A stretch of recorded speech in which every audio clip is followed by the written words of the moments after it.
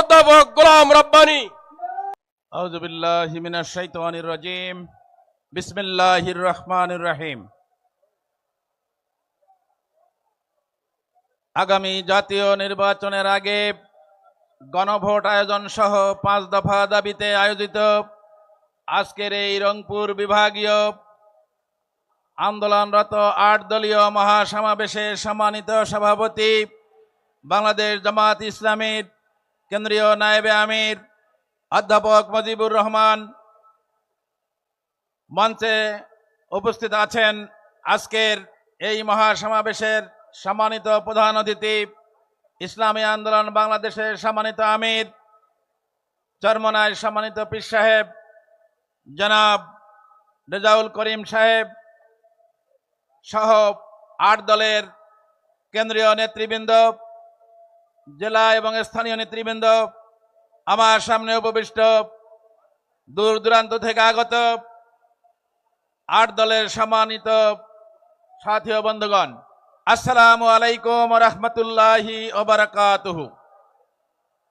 সম্মানিত ভাই সাহেব, আপনারা নিশ্চয়ই জানেন বিগত স্বৈরাচারী সরকারের বিদায়ের পরে এদেশের জনগণ আশা করেছিল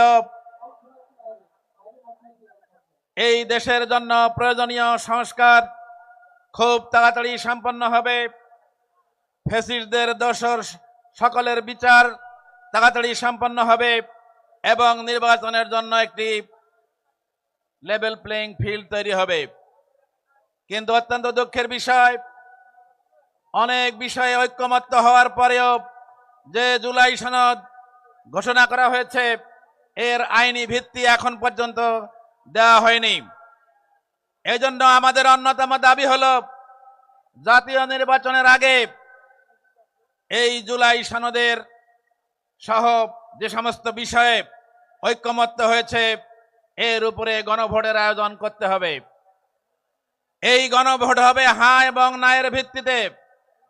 হ্যাঁ হইল সেইটাই, যারা সংস্কার চায় তারা হইল হ্যাঁ, যারা দুর্নীতি লুটপাট বন্ধ করতে চায় তারা হাতে ভোট দেবেন, যারা এই দেশে নতুন কোন স্বৈরাচার দেখতে চান না তারা হ্যাঁ ভোট দেবেন, যারা এই দেশে গুম খুন আয়নাঘর দেখতে চান না তারা হাতে ভোট দেবেন।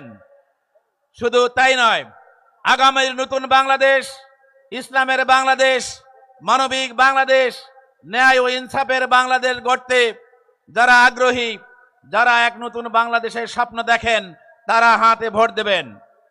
এই উদাত্ত আহ্বান জানিয়ে আমি আমার সংক্ষিপ্ত বক্তব্য এখানেই শেষ করছি। আল্লাহ হাফেজ। বাংলাদেশ জিন্দাবাদ। 8 দলীয় ঐক্যজোট জিন্দাবাদ।